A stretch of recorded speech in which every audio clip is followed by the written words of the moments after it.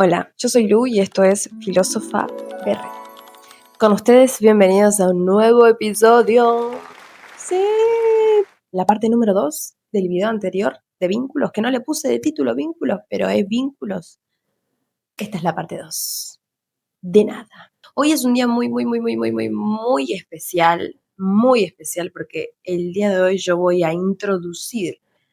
a hacer la tentativa de enunciar semejante concepto, y es que les voy a presentar las dos grandes categorías psicopatológicas. Con ustedes, la neurosis obsesiva, y con ustedes, mi gran amiga, en femenino, la histeria. Así que son conceptos fuleros, ¿qué decirles? Por eso esto es una mera tentativa. Yo creo que merece un video aparte cada una, así que hoy solamente los vamos a enunciar como para que... Porque si no estamos en el aire, muchachos, si hablamos de amor y no hablamos de obsesión y histeria. Todo el lore de toda la cuestión, aunque yo ya he dicho esto con otros conceptos, pero todo se enlaza en el psicoanálisis. Ustedes podrán darse cuenta en el recorrido de estos episodios que todo se enlaza. ¿Con qué? Con la falta, muchachos. Con lo real. Antes que decir, yo debo decirles que implicó un gran esfuerzo de mi parte animarme a hacer una tentativa sobre esto. Así que por favor denle like. No tomen lo que yo digo como santa palabra, aunque creo que lo que voy a decir está bastante bien, pero no lo tomen igual como santa palabra. Siempre remitirse a los textos fuentes, muchachos. En este caso, los seminarios. Entonces, nada, esa salvedad, por favor denle like, porque les digo, implica un esfuerzo sobrehumano bajar estos conceptos a tierra, así que yo lo hice porque la verdad no tengo idea, pero creo que me ejercita el cerebro, entonces bueno, acá estamos. Bueno, como siempre vamos a trazar algunas líneas de investigación, de las cuales dejaremos abierta la mayoría. Pocas conclusiones llegaremos porque ese es el chiste. Me parecía como importante por ahí decir que lo importante que tiene para transmitir quizás el psicoanálisis es que todo gira en torno a una posición incómoda, ¿no? Frustrante. Se le critica, digamos, de alguna manera, por eso yo también cuando hago un rodeo por estos temas me siento un poco pesimista en un punto, pero lo tratamos en el video anterior, dejamos el resto de novedad del cual nos amparamos y nos aferramos como último respiro de vida. Y es eso a lo que nos aferramos, ¿no? Si no sabes lo que dije, anda al video anterior y escúchalo porque te va a servir bastante, o eso creo yo. Así que bueno, nada.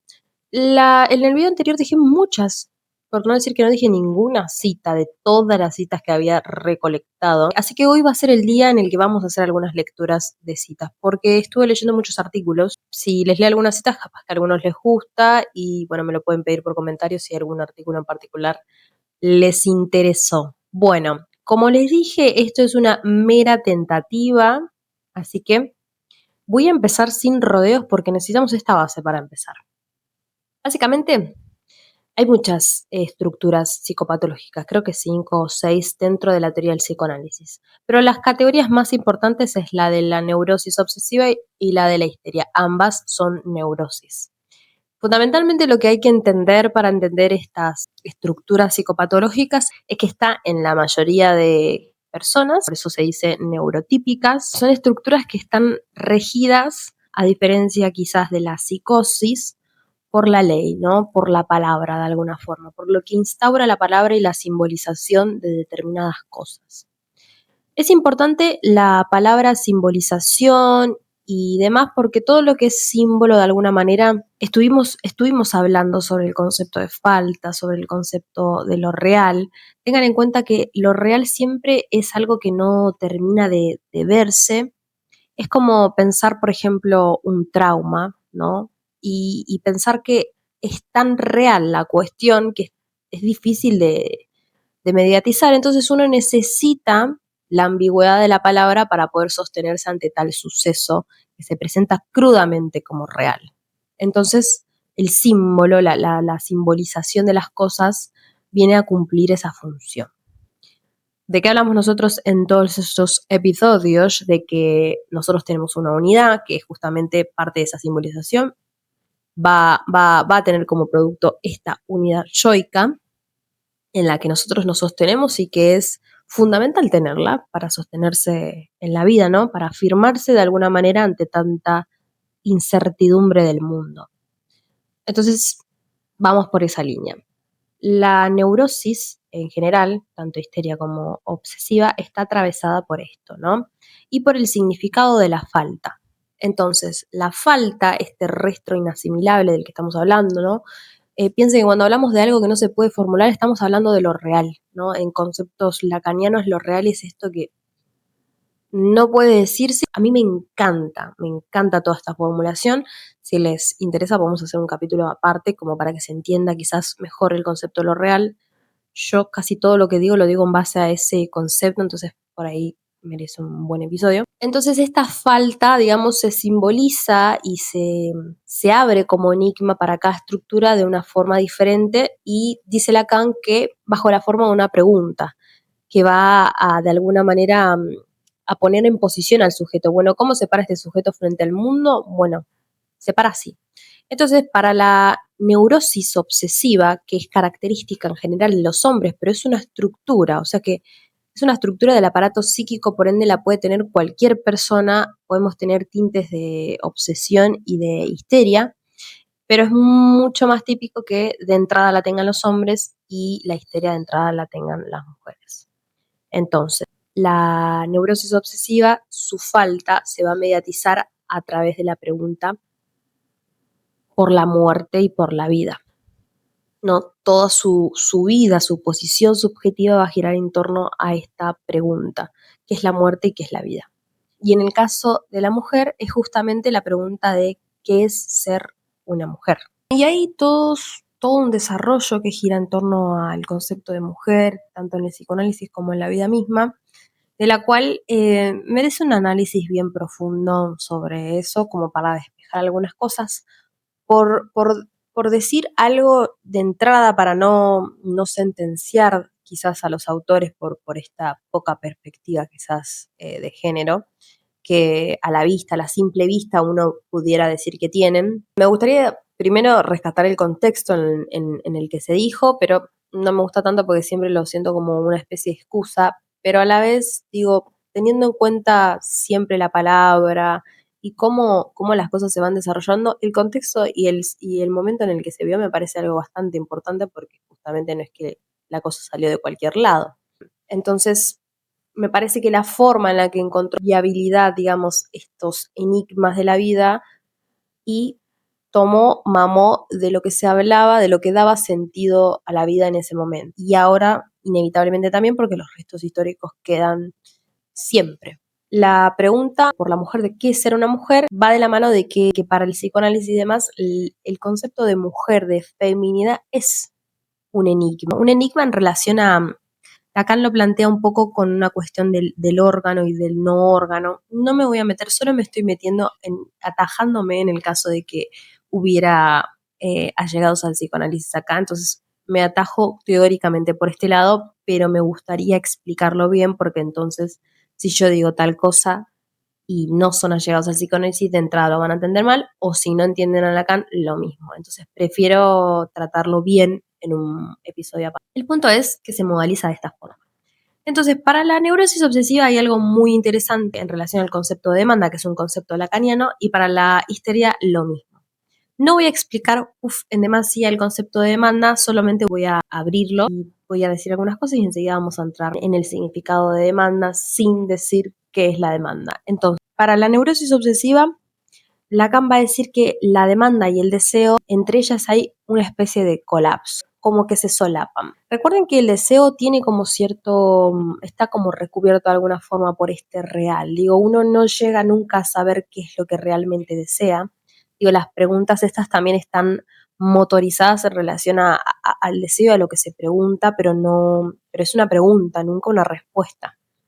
Entonces, las respuestas en todo caso serán de orden fallido o servirán imaginariamente como sostén, ¿no? Digo, uno se responde para de alguna manera calmarse sobre determinada situación. Entonces, que haya un colapso entre el deseo y la demanda, básicamente significa para el obsesivo no poder encontrarse nunca con su deseo, y estar sometido todo el tiempo a la demanda. ¿Qué es la demanda? Vamos a entenderla básicamente como un pedido, pero no es eso. En la obsesión, por ejemplo, el obsesivo todo el tiempo se va a estar encontrando con la posición de satisfacer una demanda para no encontrarse con un deseo.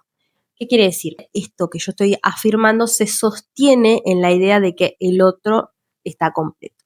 Entonces, volvemos para atrás. Tanto para la histeria como para la neurosis obsesiva, ambas están sostenidas en la ilusión de que el otro está completo. Y si volvemos muchos pasos para atrás, a uno de los primeros capítulos donde hablamos de la imagen y demás, recuerdan que uno tiende a ver al otro como completo, como una unidad, como una persona. Pero si volvemos de la teoría, sabemos que no hay tal unidad, es un sostenimiento imaginario. ¿Vieron esto que empezaron a decir hace un tiempo en el sentido de vos pensás que todo el mundo te mira en el gimnasio y te da vergüenza, pero en realidad si te pones a pensar, nadie te está mirando y todo el mundo está en lo suyo? Todo el mundo está pensando que todo el mundo lo está mirando y todo el mundo está inmerso en esa ilusión de ver al otro completo y de sentirse a sí mismo como falta. ¿Por qué? Porque primero que el otro es un espejo de alguna forma y el otro también está no barrado. Yo cuando empiezo a hablar con estos términos siento la necesidad de explicar a cada vez cada cosa porque como asumo o presupongo que no estamos manejando estos términos, siento que los tengo que volver a explicar. Así que si me explico dos veces lo mismo es porque no me acuerdo qué es lo que expliqué y qué es lo que no. Pero esto de estar barrado o no estar barrado, nuevamente, relaciona a la falta.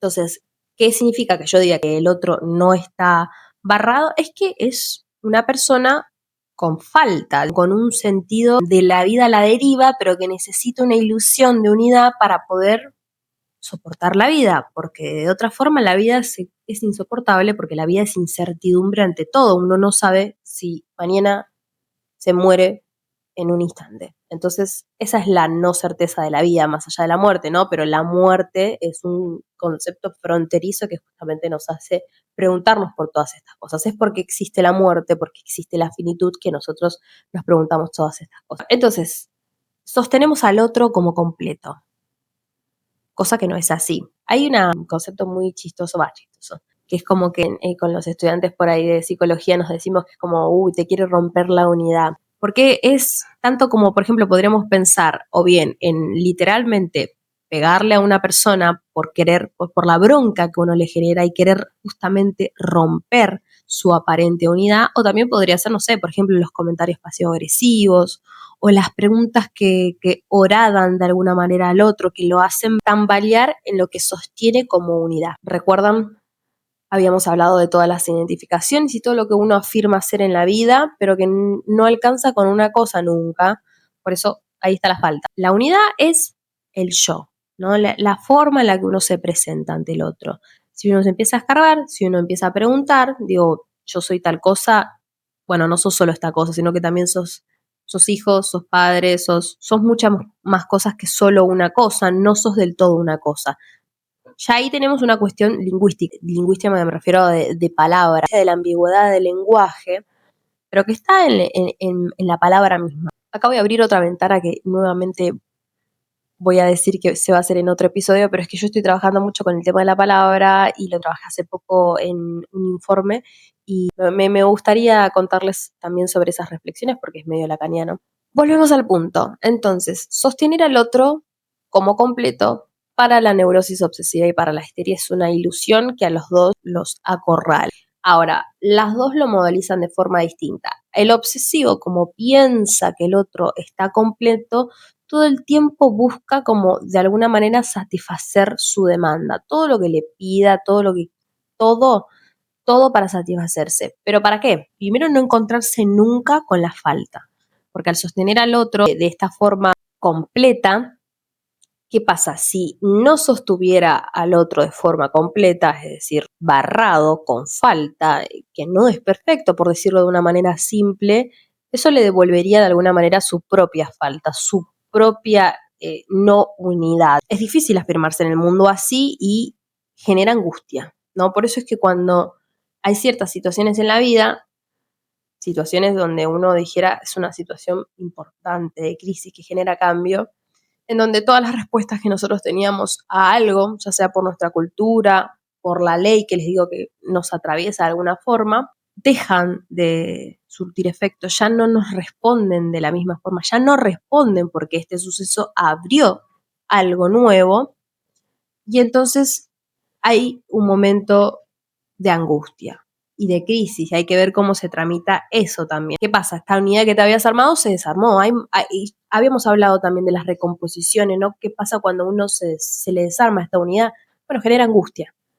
Entonces, volvemos, porque esto es muy largo, pero bueno, estoy llevándolos de a poquito. Entonces, en la obsesión lo que sucede también es esta cuestión de la prohibición, ¿no?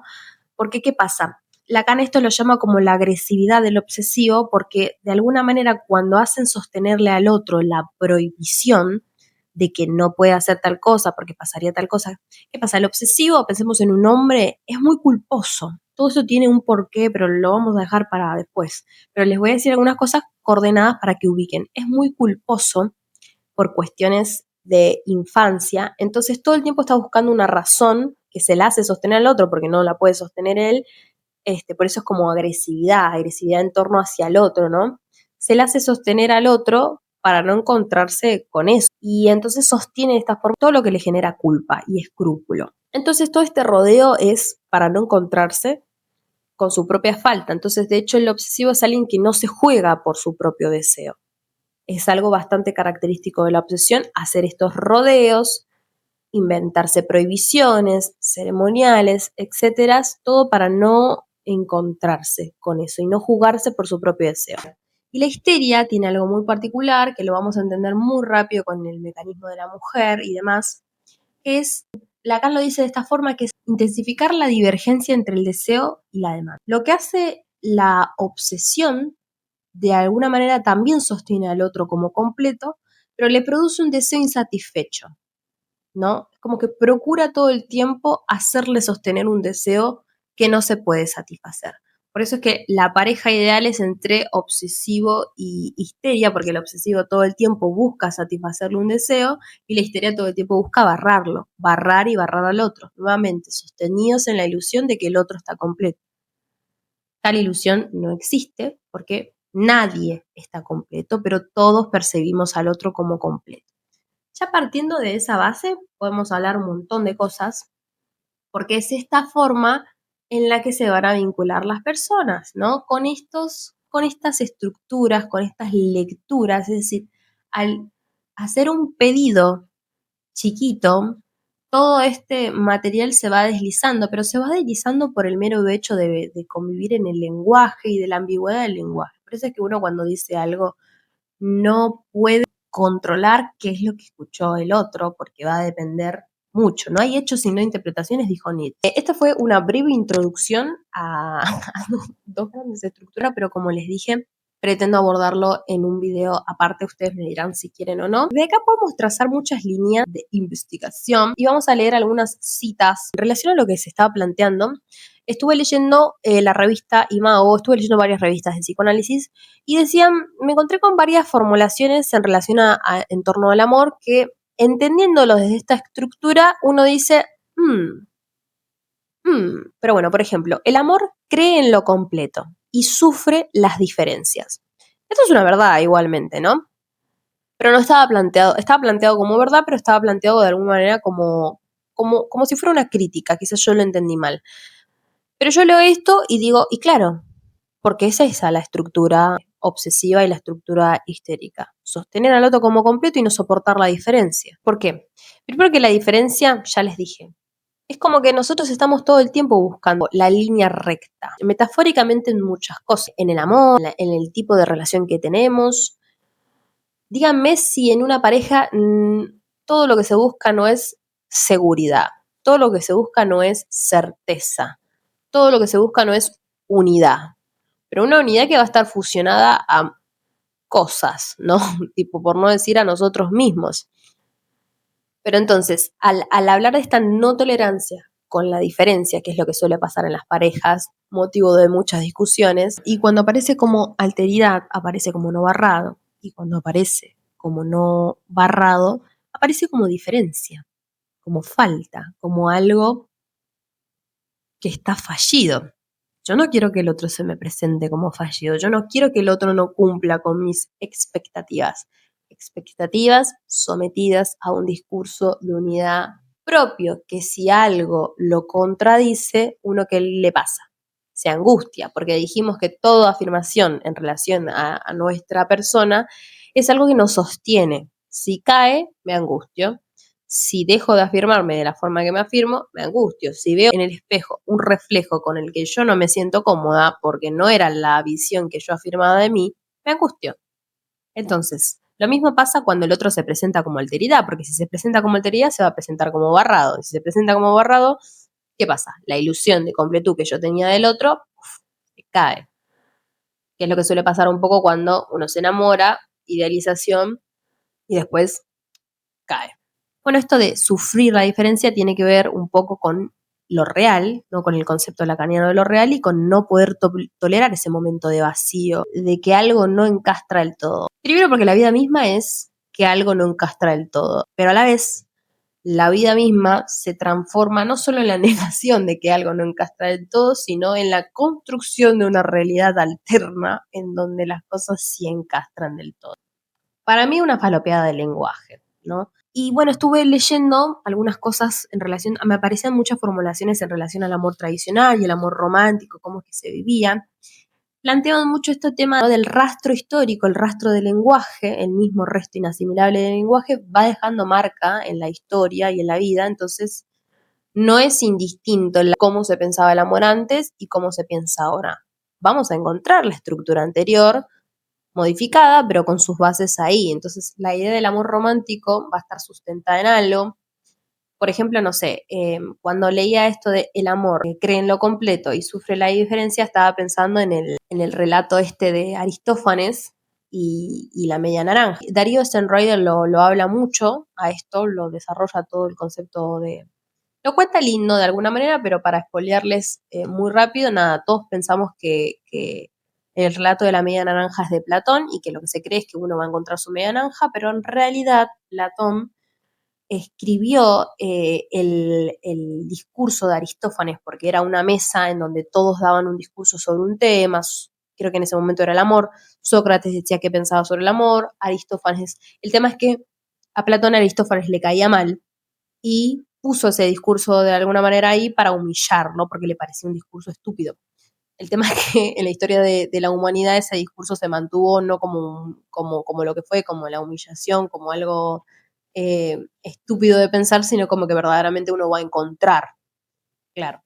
Tipo, yo analíticamente diría, y sí, el sujeto encontró algo que verifica de alguna manera la ilusión que venía macerando en su unidad y dijo, sí, me sirve este discurso.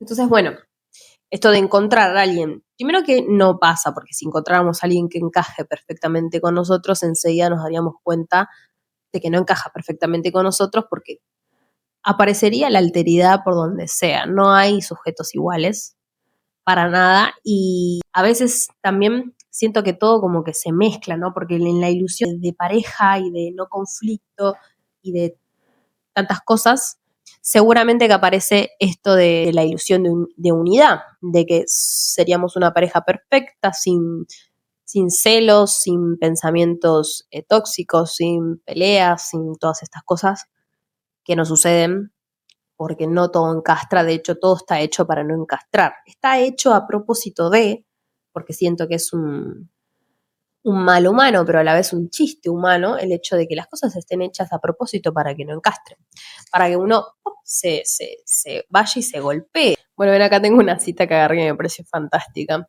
El psicoanálisis continúa sosteniendo que uno puede relajarse todo lo que quiera. De todos modos, encontrará siempre el obstáculo. Pero porque se lo genera uno a sí mismo, ¿no? Es un chiste humano para mí. Bueno, y esto me lleva a plantear dos cosas. Por un lado, quiero plantear algo en relación a cómo se vive el amor, tanto para el hombre como para la mujer, y también algo en relación al vínculo actual. Porque, por ejemplo, esta idea de la imagen y el sostén de imagen me parece algo bastante peculiar, que hoy en día adquiere como bastante peso, ¿no? Porque yo estaba viendo como los análisis, las comparaciones, por ejemplo, esta cuestión, antes se le decía intercambio epistolar, porque se intercambiaban cartas, ¿no? El amor romántico, el amor cortés era esto bueno, el amor cortés en realidad es como el tema de cortejar, pero antes se intercambiaban cartas, estaba en medio de la palabra de alguna forma. Y yo como que tengo cierta reticencia a la hora de, cuando cualquier persona plantea un tema actual, tipo me dicen algo sobre la IA, yo automáticamente dejo de escuchar, no sé, porque como que tengo cierta reticencia con la forma o con el hecho de plantear novedad, no sé por qué realmente, pero así todo, estuve leyendo esos artículos y me encontré que por lo menos yo tenía una opinión diferente, pero tenía una opinión, porque antes quizás era como, estos temas me molestan y ya, como que no los quiero tocar, porque qué sé yo, es como no ver una película porque sentís que no te va a gustar, pero no la ves. Bueno, en mi caso es lo mismo. Pero encontré como estos análisis están hechos por personas que quizás vivieron otro tipo de generaciones y no vivieron la generación actual. Pero a mí lo que me pasa cuando leo estas reflexiones sobre el amor romántico, sobre el amor de otras épocas y sobre las reflexiones que tienen estos profesionales en relación al amor de hoy en día, es que la estructura es la misma.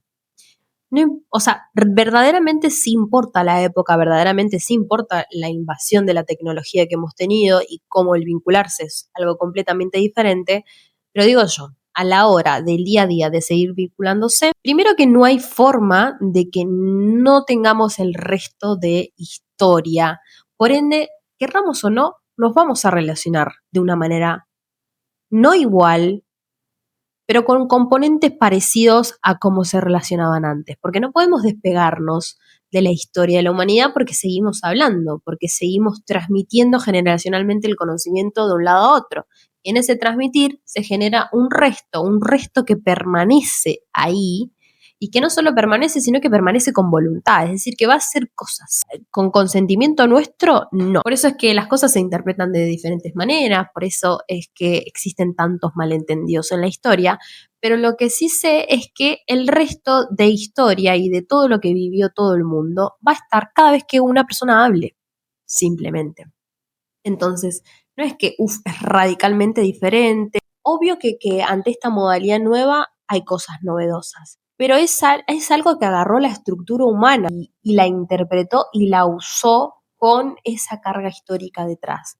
Entonces, no es de extrañar que repliquemos algunas cosas también en la forma de vincularnos por redes sociales. ¿Qué sé yo? Yo lo que veo, por ejemplo, ahora es que se sostiene mucho una versión, digo yo, lo estamos viendo traducido en redes sociales, pero que básicamente es lo que estamos hablando desde que existe Freud, ¿no? Y desde que existe Lacan, digo, la imagen especular, la forma de sostenerse ante el otro. Es verdad que con las redes sociales como que esta idea de imagen quizás hace pie en otra cosa que está bastante engañosa de alguna forma, que es digamos lo visual, lo que entra de alguna manera por los ojos, la concreción de lo que entra por los ojos, ¿no?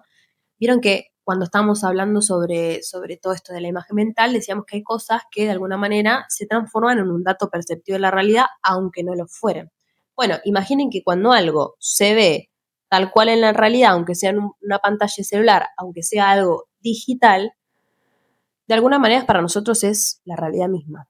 Y es algo completamente creíble. Yo digo que para mí, para el psicoanálisis, primero es porque esto, de entrada todos sostenemos al otro como completo. Es decir, que yo voy a ver a mi amiga siempre más de lo que es, ¿no? Yo a veces, por ejemplo, me digo esto, igual que con el tema de lo del gimnasio, de decir, bueno, si te das cuenta nadie te está mirando, es a veces pensar, digo, si yo me estoy viendo como el ser más horrible de este planeta, probablemente no sea para nada así, no sé si lindo o malo, pero seguramente que no como yo lo estoy viendo en este momento, porque lo que yo estoy viendo en este momento es una ilusión, algo que estoy construyendo yo y que no hay manera de que sea de esta forma. Por eso existe la dismorfia corporal, por eso uno se ve diferente a los ojos de diferentes personas, nada, eso. Entonces, sí veo que en lo digital como que esto encontró un peso. Fundamentalmente, no sé, por ejemplo, estaba releyendo porque ya lo leí y de paso les recomiendo bastante este libro de Tamara Tenenbaum,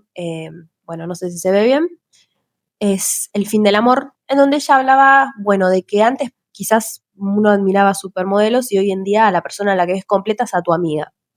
Digo, porque por esta cuestión de mostrarse en redes sociales como que uno vive la mejor vida y bla, bla, bla, bla, bla, bla, bla, bla, bla. Nuevamente, para mí estamos hablando de las mismas estructuras de antes, solo que están modalizadas con estas formas en las que nos comunicamos ahora. Pero es lo mismo con sus variaciones, con sus entendimientos. Digo, también poner una distancia muy larga, siento que es una forma quizás también de no afrontarse con la realidad misma de las cosas y no aprender de la experiencia de las cosas también. Está lo mismo, está la repetición de lo mismo, pero en la repetición de lo mismo también está la novedad, pero también está la repetición de lo mismo. Hay una idea, o es lo que yo pude más o menos destilar de estos artículos, que no se puede convivir mucho con el vacío, ¿no? Pero lo que yo digo es que desde el día cero no se puede convivir con el vacío, no es una novedad. El vacío es angustia, el vacío no es algo fácil de tolerar. Con qué lo llene el sujeto depende de la época, eso es una cosa que ni siquiera diría una cosa aparte, sino es un disfraz, algo que utiliza la época para modelizar una estructura, pero que a fin de cuentas estamos hablando de una estructura de que cuando uno ve falta necesita llenarlo con recomposiciones yoicas, con afirmaciones de vida, con cosas que reafirmen su identidad. Ahora bien, hoy en día la identidad pasa por los likes. Sí, qué sé yo, pero es una forma de llenar esa falta también. A eso voy con estas aseveraciones de no, porque hoy en día los chicos están con los likes y un like importa más que... Es una forma de interactuar también. Eso no significa que los chicos hoy no se miren a los ojos, que un like represente más que una caricia y esas cosas. Quizás sí, pero si en eso se modalizó algo es porque es una palabra, es porque tiene sentido, es porque hace cuerpo de alguna manera en el ser humano, no es porque sí. Tampoco me voy a poner a defender a Instagram, ¿no? Porque la verdad es que no. Pero también no siento que podamos criticar la forma en la que los sujetos están interactuando hoy en día, porque es una interacción, es un destilado del lenguaje de alguna forma, pero a la vez sigue siendo lenguaje, sigue siendo forma de comunicarnos y por ende nos sigue dando pistas de cómo el sujeto vive su vida, porque básicamente la está viviendo y la está viviendo así, que a vos no te guste es otra cosa, que no entiendas o que intentes dar respuestas que obturen y que te den una respuesta fácil sobre la estructura de un sujeto, eso es otro tema. Yo diría más bien que es un no saber hacer con lo novedoso o un saber obturante con lo novedoso, ¿no? Pero bueno, una lectura que tuve yo particular. Pero bueno, esto me hizo pensar quizás en el término de unidad líquida, ¿no? Por esto de la modernidad líquida, de lo que es como... Porque, ¿qué pasa? Todos los artículos en relación a esto que tratan lo novedoso hablan de la inmediatez, de lo efímero que es hoy en día todo. Sí, pero no. Yo nuevamente me remito a la vida misma y a la data histórica que hay, digo, al estado de arte que hay en nuestro mundo, y no veo algo diferente. Veo modalizaciones diferentes, pero no veo algo diferente del todo. Lo cual también en un punto, por eso le digo que la repetición a veces es nuestro mayor aliado, porque de alguna manera te permite tener una coordenada. Y si siempre hacemos lo mismo mal, bueno, por lo menos sabemos que hacemos lo mismo y mal, y sabemos que es lo mismo, ¿no? De alguna forma. Tenemos nuestras partes novedosas, pero digo, también darse cuenta de esto. Entonces, nada, esto, unidad líquida, es un poco esta unidad yoica que nos armamos.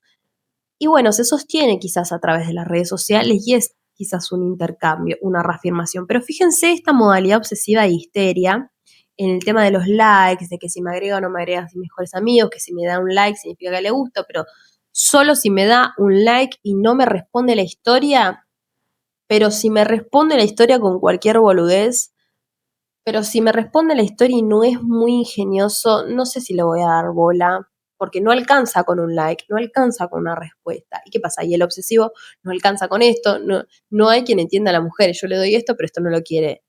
Es una modalidad en la que se encuentran atrapados, no importa si sean hombres o mujeres. La cantidad de cosas que ya dije y no terminé, pero introduje dos estructuras y algunas cosas pude decir, pero me quedaron muchas, muchas citas por fuera. Bueno, voy a leerles una cita cortita de este libro del fin del amor, para que entiendan esto, ¿no? Que les estaba hablando. Esto se puede traducir mucho con lo que se les exige hoy en día a los pretendientes varones y mujeres, pero mucho más varones también. dentro de esta modalidad histérica. Tu pareja de pronto debe satisfacer todas tus necesidades. Tiene que ser tu mejor amigo, tu confidente, tu semental, tu compañero de viaje. Es todo tu universo. Es curioso porque la gente se aferra a la pareja como si fuera lo único seguro en la vida, cuando es un vínculo que por su misma naturaleza, para ser libre e interesante, tiene que ser inestable. Bueno, nuevamente, lo que estamos hablando recién, ¿no? Después, bueno, hay algo que me parece interesante, que lo voy a dejar para otra reflexión. Eh, pero bueno, dice, la mayoría de las personas prefieren la infidelidad antes que al poliamor. Esta es una pregunta que me parece interesante, que no la quiero plantear ahora. Y voy a leer algunas cosas que me estuvieron escribiendo el día de hoy en relación a este tema. Pero bueno, por ejemplo, miren también cómo uno está, por ejemplo, sometido todo el tiempo a la ley obsesiva de alguna forma. Con ley obsesiva quiero decir la demanda, lo que demanda también el obsesivo de alguna forma. Porque, ¿qué pasa? Yo encuentro que quizás hay una especie de proyección también con la misma demanda, que el obsesivo está todo el tiempo ahí en su duda permanente de si hacer una cosa, de si hacer la otra, de que si debería hacer esto porque esto es lo que debería de hacer, de que si siento culpa por esto, entonces no hago esto, y etcétera. Entonces, acá alguien me dijo que quería una relación abierta. Y acá podemos ver un poco cómo modalizamos las dos cosas, la obsesión y la histeria. La obsesión con su demanda y con su no saciabilidad, y la histeria con lo mismo, con su no saciabilidad y con su permanente insistencia de que uno tenga un deseo insatisfecho, porque si quiero una cosa no quiero la otra. Si quiero esto que te pedí ahora ya no lo quiero porque me lo estás dando. Yo necesito que no me puedas dar algo, generarte un deseo insatisfecho. Entonces, me dijo que quería una relación abierta, pero que ambos nos cuidemos y respetemos, pero se enojaba si subía fotos en bolas. O sea, ahora el tema de abrirse al mercado, no me gusta decir mercado, pero no encuentro otra forma de decirlo rápido, de abrirse al mercado de citas, es a veces subiendo una foto en bolas. Nuevamente, siento que no hay que juzgar las formas en las que interactuamos hoy en día porque, nuevamente, son formas de interactuar, de comunicarse, la forma en la que los seres humanos han encontrado ahora, la modalidad en la que ahora se comunican. No es mala ni buena. De hecho, si nos ponemos a analizar bien cada cosa, vamos a encontrar que no es mala ni nueva y que es más bien muy parecido a la anterior, solo que, bueno, tiene este tinte de novedad de la época actual que uno dice, creo que no, creo que me parece mucho. Bueno, no quiero decir que son unos viejos chotos, pero un poco son unos viejos chotos. Bueno, la muchacha o el muchacho sube las fotos en bola. Una foto en bola sería esto, ¿no? Abrirse al mercado, pero no habíamos acordado que sí queríamos una relación abierta. Bueno, pero es que ahora no lo quiero. Ahora, como me lo diste, necesito procurarte un deseo insatisfecho. Y además necesito que cumplas mi demanda, sea cual sea mi demanda. Digo, tenga sentido o no tenga sentido, me contradiga a mí mismo o no, la tenés que cumplir. ¿Por qué? Porque todos estamos sometidos a eso, a la falta, a la ley y demás. Bueno, y acá estamos hablando del amor y la pérdida. Este concepto me parece fantástico. No lo vamos a desarrollar porque no llego, porque voy demasiado tiempo. Pero bueno, yo había planteado la pregunta de si amar es perder. Acá una persona me dijo que amar no es perder, sino que es aprender. Y otra persona dice, yo creo que al amar uno pierde un poco de sí mismo. Te perdés en el otro y te vas negociando. Este es mi hermano. Mi hermano es un genio, la verdad, entendió todo. Yo creo que al amar uno pierde un poco de sí mismo. Te perdés en el otro y te vas negociando. Este muchacho lo aprendió a las malas. O sea, en el sentido de que tuvo que sufrir para aprenderlo, pobre. Pero claro, todo el mundo. Amar es perder, pero pienso que no está mal que sea así. Ya nos adelantó algo. Bueno, esta respuesta me gusta. Después, también monogamia, porque yo había preguntado si poliamor sí o no. Monogamia o bala. Fíjense que me dijo monogamia, o sea, seguridad o bala, o muerte.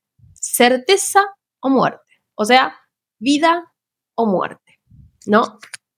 O me das sostén yoico o lo que siento es la sensación de la muerte, acechando, porque la muerte es la incertidumbre. Fíjense como un concepto que a la vez es un suceso, tiene su potencia también por la realidad aplastante de básicamente morirse, se traduce de alguna manera de forma metafórica en el lenguaje, que es la incertidumbre, el no poder tolerar la incertidumbre.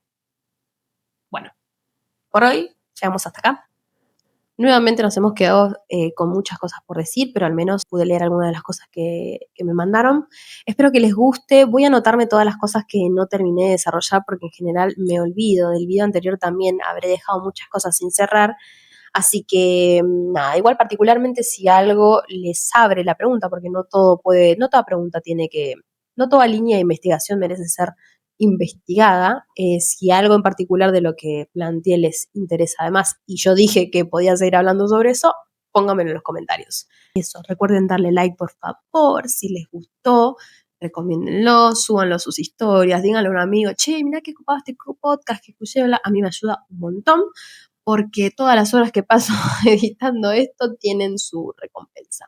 Así que nada, beso enorme. Recuerden que yo subo clips de todo esto en mi Instagram, así que si me ven por Instagram, denle me gusta, coméntenme algo por favor. Y nada, saben que si quieren interactuar conmigo en relación a todo esto del podcast, lo pueden hacer por mi Instagram, porque yo siempre estoy ahí buscando su contribución, sus opiniones, sus experiencias de vida que siento que me sirven un montón. Y también para seleccionar sobre qué temas vamos a hablar y esas cosas. Beso enorme, espero que les haya gustado. Mi nombre es Lu y esto fue Filósofa Verga.